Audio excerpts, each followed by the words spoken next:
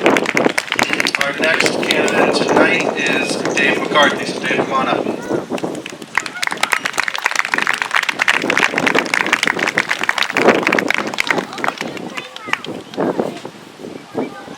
Good evening, everyone. My name is Dave McCarthy. I'd like to speak a little bit on the format that Mark has set up. I think it's a great example for other candidate nights. I'll try to stick to it with a little biography, a little experience, and then my platform issues. I grew up in Howes Neck as a young kid. We were down there in the 60s, 70s, and it was a great place to grow up. I'm 57 years old. I live over here by the cemetery. My wife Rosie grew up in Quincy Point. So when we hooked up, we had a Quincy Point Howes Neck marriage that has worked out pretty well. I'm the father of 8 children, along with Rose, who range in age from 25 down to 11. They've all gone through the Quincy Public School System, Merrymount, Broadmeadows, and Quincy High School. And it was a phenomenal run in those 3 schools. I had one daughter who defected and went over to the great Norfolk Aggie High School. And I have 3 little ones now that currently are at South Shore Collaborative, which is a special needs school down in Ham. Not to say we had our hands full, but my wife and I, we chose Quincy when we got married 32 years ago as the place to bring up our kids. I currently am the Director of Security for General Dynamics, located out in Westwood. The shipyard's not open again, so no one get excited. But we support a lot of Navy and Marine Corps, the agencies out of Westwood. It's a 7,000 person division, and I've been with them for 34 years. In the middle of the General Dynamics career and bringing up my family in 2002, 2003, I made a decision to run for Quincy School Committee, and I was successful. Had a good run on the school committee from 2004 to 2015, and I held various chairmanships on that committee. Vice chairman of the committee for a few years as it rotates, and the other chairmanships, facilities and security, budget, health and safety, to name a few. The school committee was a great stepping stone for me to get involved 17 years ago or so into Quincy politics and into Quincy itself.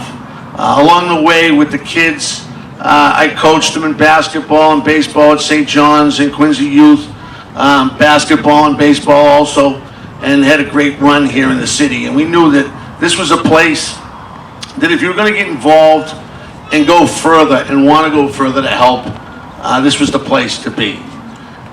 Along with the Quincy School Committee, when it ended in 2015, I currently sit on the Board of Governors at Quincy College. I sit on the Board of Directors for South Shore Mental Health, and I also sit on the Board of Trustees for the Carroll Center for the Blind up in Newton. Also, a few years back, and even before that, under the Phelan administration, but recently under the Koch administration, I'm on the Citizens Advisory Downtown Committee for the downtown. I sit on it with Mayor Walter Hannon, now president of the Chamber of Commerce. It'll probably be Tim Cahill, and Marilyn Manning, a past representative of the Chamber. And it's a very worthwhile committee, so that the citizens and the Chamber and some of the folks that sit around Quincy, the Quincy area, and live around the Quincy area, can see what's going on. One of the things I want to touch on, and I know my opponents have touched a little on issues in Quincy, but I really want to talk a lot about Ward 1. I know that the downtown is out there and everybody knows that we need to keep that going. And it looks like it's turned the corner, but just to get you for a few seconds here, I just want to go over a few of my platform items that I want to talk about in Ward 1. And number one of the things that I've seen out there, and I think it was mentioned maybe both by Joe and by Dan, is the paving of the streets and the sidewalks. We've got a lot of work down in Howes Neck in regards to some of the side streets, Charles, Bell, Wall, Darrow, Rock Island, that need some TLC. and need it soon. Merrymount, I've asked a lot of folks up in this area what their issues were, and they brought up a lot of the issues that we talked earlier about, and Mark brought up as questions, the cut-throughs. And, you know, one of the things I've noticed, because I've knocked a lot of doors up in this area, is this road here. And one of the things that I'd do, if I got elected, would have a community meeting to talk about the cut-throughs with the neighbors and find out all the ins and outs and who's for it and against it. But Shore Ave leads it down here to Virginia and Victoria, which people cut around Merrymount School and then end up coming down Norton Road rather, and out by Broad Meadows to miss all the traffic on C Street. And Squanto Road's another road where they take the left at the lights and go down Squanto, and I was down there, it was like a freeway one day between 4 and 6. Briefly stopping at stop signs and moving right along. So one of the items that I'd bring up is first ask the neighbors what they thought, and then second, move forward if they wanted to, and stop the traffic coming in during the rush hour hours, 4 to 6, 3 to 6, whatever worked. But that's one of the things in Merrymount that jumped out at me. One of the big things that I think I bring, along with a lot of experience, is my work with budgets. Not only at General Dynamics, where I deal with $1 million budgets every year, but we dealt with the $100 million budget in the school committee, which has now blossomed, I think, to $300 million for the city. And I'm very well broken in on municipal finances and how things work and how things can get done. The drug addiction, the opioid addiction. First thing I do is try to go and find out the source, where it's coming from in Quincy, in Ward 1. If Ward 1's going to be the ward that I take care of, I'd immediately sit with the chief, Lieutenant Glenn, the drug task force, and start talking about what's happening in the neighborhoods, almost like a neighborhood watch, to find out from people, see something, say something, and find out where it's happening. A lot of you folks will see people coming and going out of houses, and these people never really turn into neighbors, but something's going on in the house. Now, I don't think the police will react on every call, but I think it's something that I could look at with the police and talk about putting together a program that's basically like a neighborhood watch that talks about issues that are going on down in House Neck, Germantown, Merrymount, Adams Shore, and Quincy Center. Remember, when I was on the school committee, it spanned for 12 years. So there's a lot of young men that I knew that are now adults that live down here. And they're great sources of telling me and coming to me and confiding in me what's going on, what's right and what's wrong. And over a decade of meeting these young men and young women in Quincy that pretty much have stayed here in Quincy, it's a good source to work with. So that would be one thing I'd want to sit with the police. Overdevelopment. Really against overdevelopment. I mean, every parcel of land we have looks like if it's big enough to put something in there like a condo, a 3-family, let's go get a variance and stick it in. Now, it'll work in the downtown, it'll work in areas where you have the high rises and the development, but not down in the Merrymount area. There was one that was going on, I think at 308 C Street in Wampatuck, that I think came to a stop. I think Margaret was involved in that, and it's just not for us. 10 years ago when they were developing, we'd probably say okay. Now it's gotten out of control. So those are a few things I wanted to touch on. I know Mark's getting up, giving me the look, but it's all in the handout that I think a lot of you folks had. And another big one is the C Street traffic. You know, we got to look at the lights. We got to look at the bus stops. We got to look at the way things flow through that intersection at Fox and Hounds. And I know Margaret's been fighting with that for years also, but I'd pick right up and start fighting again because it's busy and people do abuse C Street with speed. So with that, I will sign off. I think I'll get a few questions. I want to thank Mark for all his work here last week and this week, and for everybody who took papers out to run. Thank you. All right, Dave, thank you for that. A couple questions here for you. We've got about 5 minutes or so. Yeah. What's your plan and position on environmental issues such as rising sea levels and coastal erosion in the Ward 1 area? Well, I think one of the things that I witnessed over the course of my tenure as an elected official is that with the 27 miles of coastline, that folks like Margaret, PJ Foley, other environmentalists that are down here, I think more meetings and more education to a lot of people on different marshlands that we have here. The Broad Meadows restoration was one, but we can see as we get on the coastline that things are changing. One thing that I think I would want to do with that, and that's a great subject, is to sit down with these folks that can tell you, like a PJ Foley and others, what the issues are and what we need to do now to get in front of it. I can't claim to be an environmental specialist, but I love the water. I grew up on 29 City Ave down in Great Hill. It was wonderful, and you hate to see any of that get ruined, any of it here in Ward 1. How would your approach to serving as a Ward 1 City Council member differ, if at all, from our current Ward 1, Margaret LaForest? Well, I think one thing that it's big shoes to fill is the communication end of things, where Margaret has been so good with people over the years, getting the word out. I would try to mimic really what Margaret did in that regard. But also one of the things that I think that I would like to do is everybody has their own neighborhood, their own pride. Merrymount, House Neck, Quincy Point, Quincy Center, Adams Shore, Germantown, and line up active community meetings, regardless, every couple of months, down in the areas, down in Snug Harbor, and hear the problems from the folks that are down in G-Town, that are in Adams Shore, that are up in Quincy Point and Neck, Merrymount. So more community involvement, and with me, more face-to-face.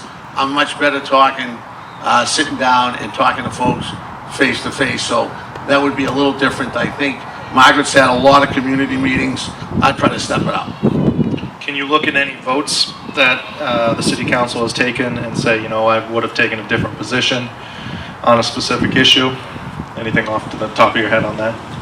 No, I know that Dan brought up the $80 million garage, the bond, to start getting involved in that, but being on the Citizens Advisory Committee for the downtown, I kind of have an advantage of listening to the mayor and planning director Jim Fatsies and company on what's needed down there. If they're going to turn Quincy Center into something that we all can be proud of, they're gonna need to spend some money.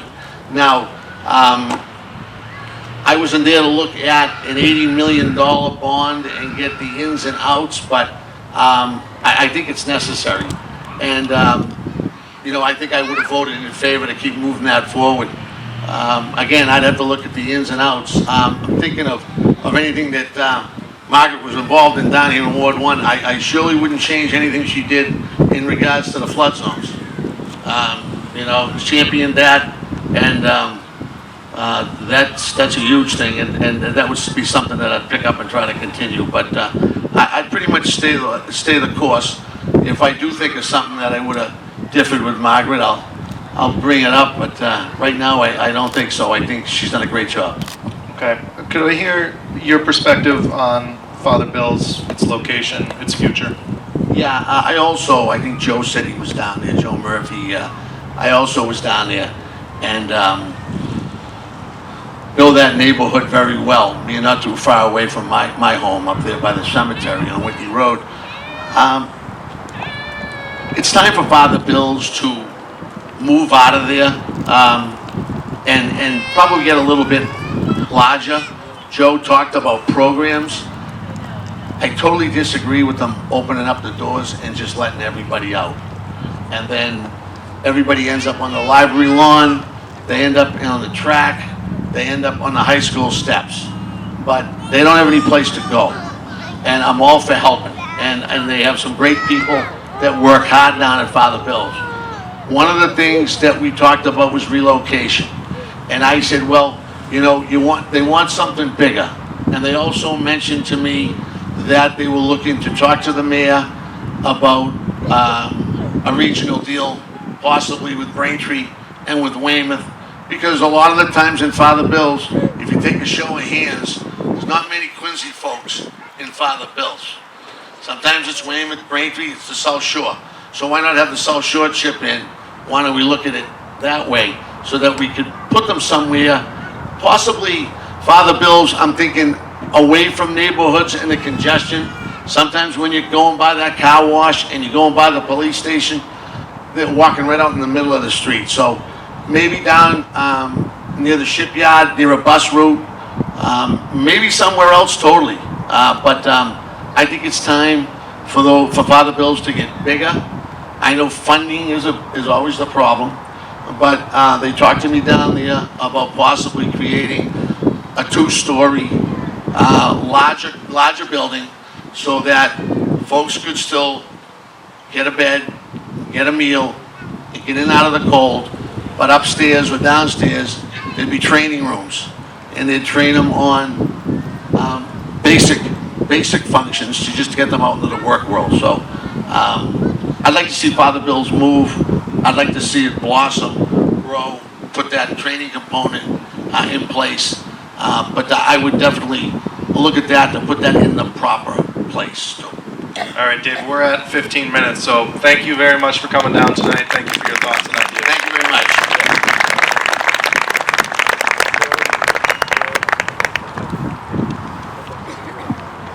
All right, we are at our last of the 4 candidates tonight, and we're right on schedule, so nice job, everyone. And this is going to be Mike Falcione.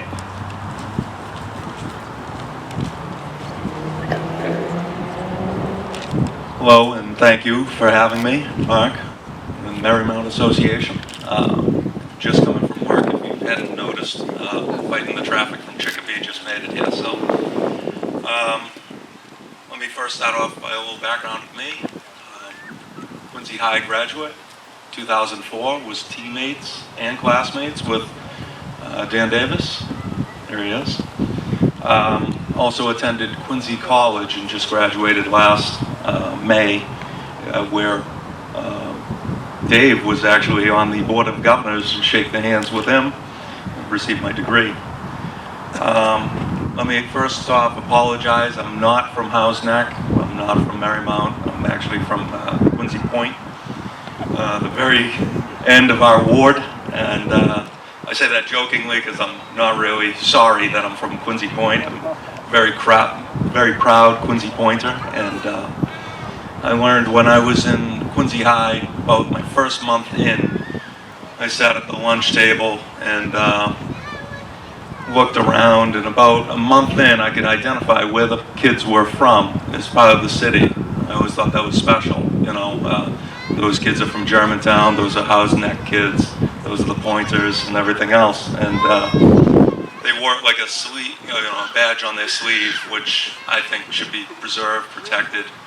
And one of the charms that I love about this city, which will bring me into where we all have been, as far as the other candidates, the aggressive development of the city. I hope not to lose face with the neighborhood, charm that we present,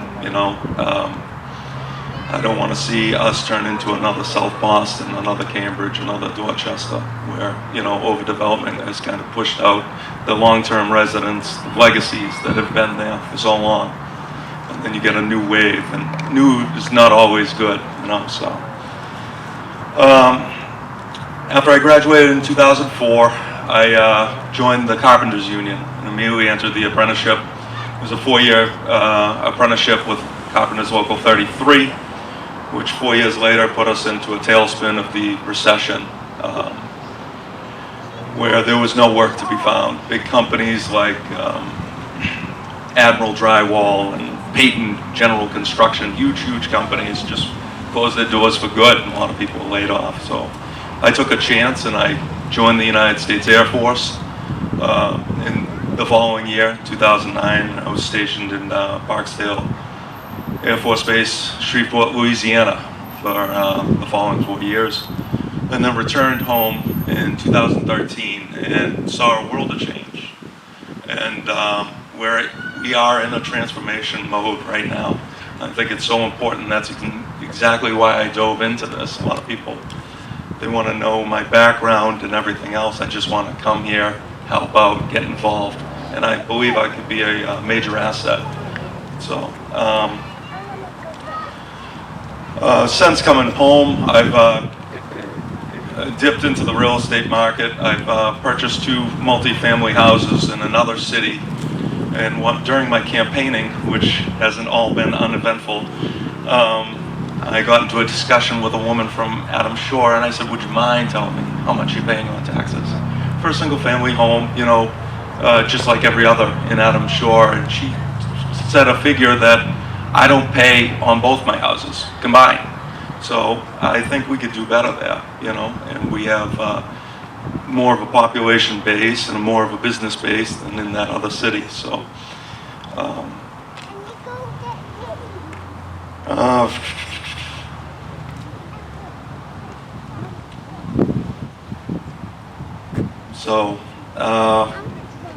I have get rid of this because it's only distracting. So I've been in the city for 17 years. I moved over from Weymouth. I told you the lunchroom story and everything. So in Weymouth, you couldn't tell who was from Weymouth Landing, who was from South Weymouth, who was from North Weymouth, but you could definitely tell a Hausnecker. You could definitely tell a Germantown person.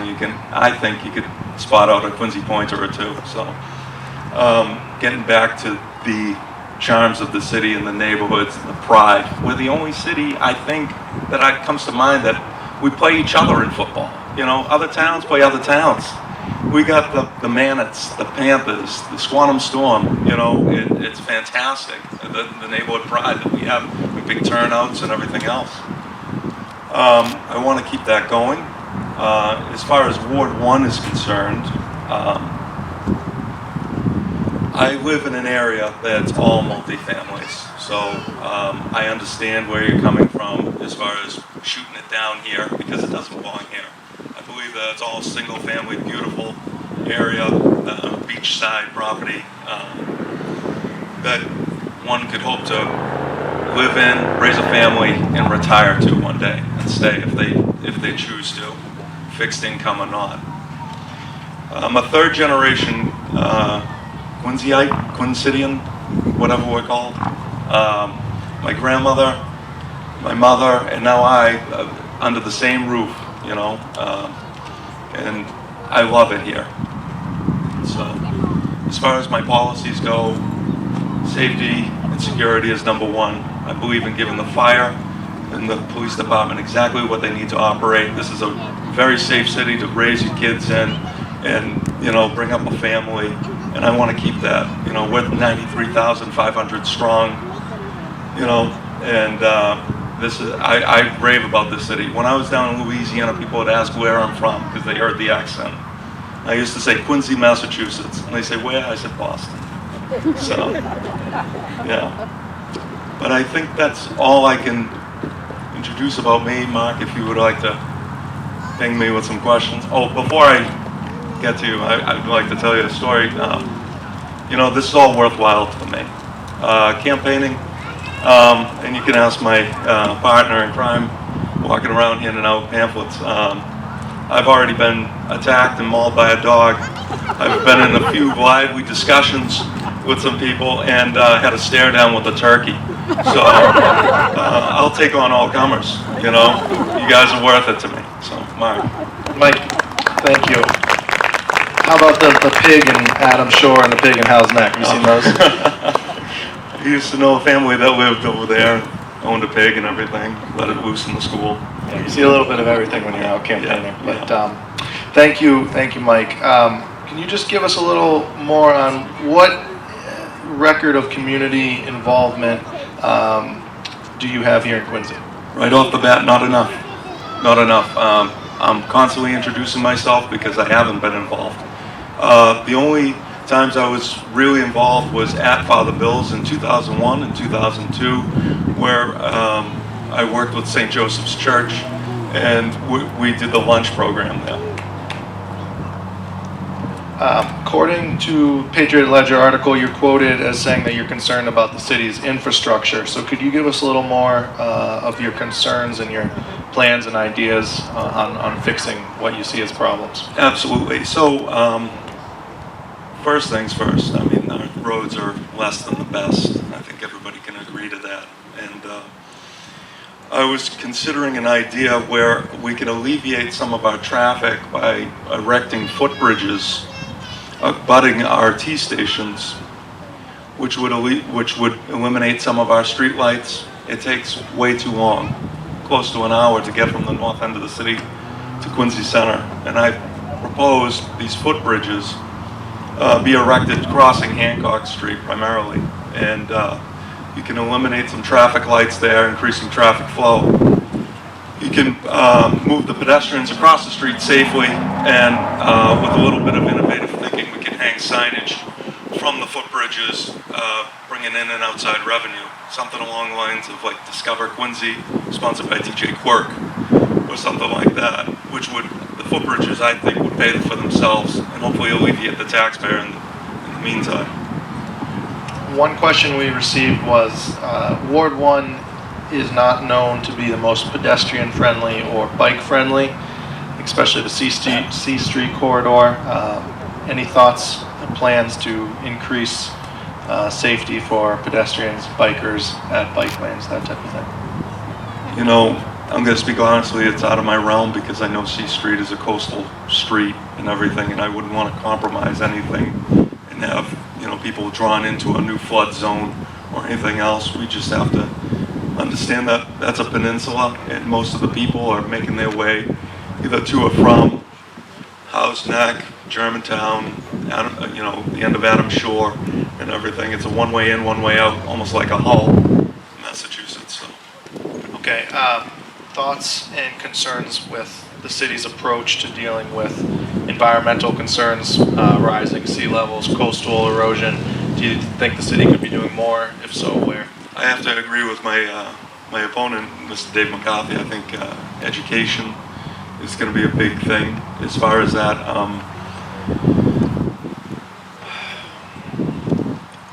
Where can we spend the least amount of money protecting our, you know, the most amount of assets is going to be the question. And is it repair? Is it rebuild? It's always going to come down to that. And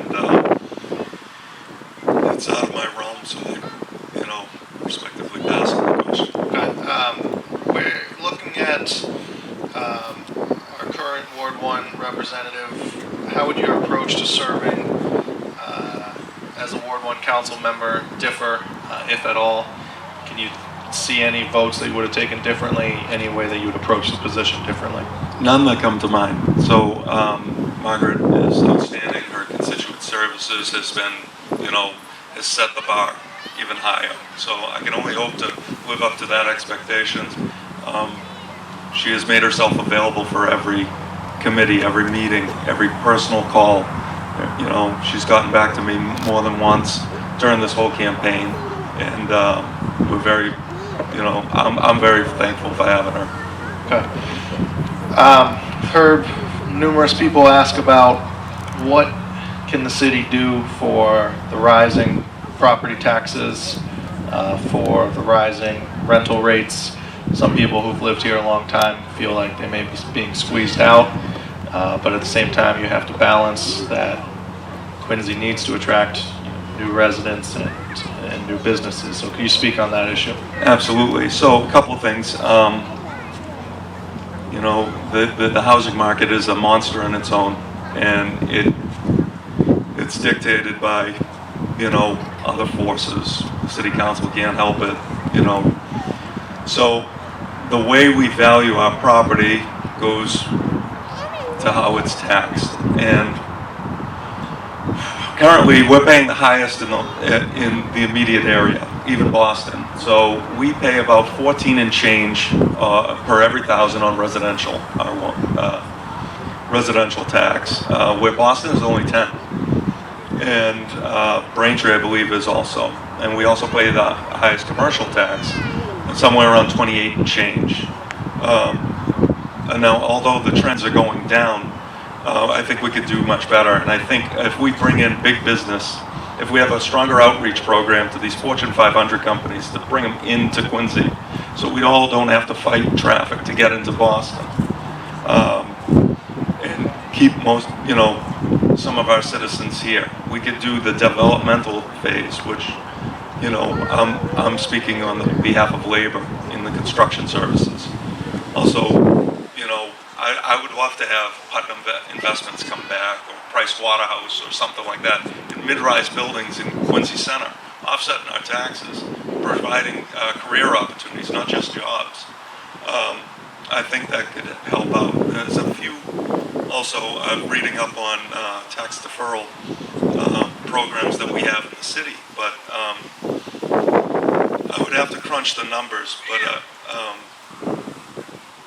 if your age is 65 and older, and you've been in the city for X amount of years, and you've lived in that house for X amount of years, you're eligible for these tax deferrals. Unfortunately, you have to be bringing in a very low amount of income in order to qualify for this. So I think that may need to be revamped in order to help out the people that are transitioning from working to retired. We might be at the last question. I'll check the time here. But where do you think the city can do more in terms of fighting against the opioid epidemic that's impacting our city and our state? So I hold that dear to me. I lost my closest cousin and best friend on his 25th birthday. And I lost another cousin as well, who was, very close as well. So, I can't really hear that word without getting a little bit angry. And I believe it's all in our awareness.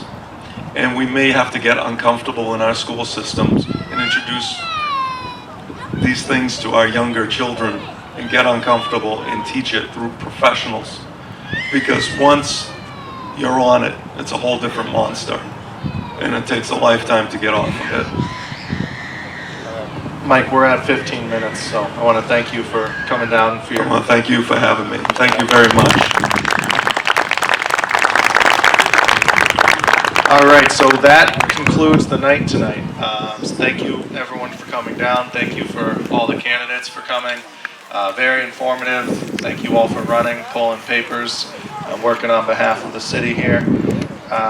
Just want to give a quick reminder that we're going to host our last Meet the Candidates night for the school committee. That is going to be on Thursday, September 7th at 6 p.m. And one more reminder, the primary election for Ward 1 and Council at Large is Tuesday, September 12th. Thank you again to Joe for the work on the sound system. Thank you to the workers in the shack tonight for cooking up some great food. And thank you to the mosquitoes who now have West Nile for not coming out quite yet. So thank you all. Take care.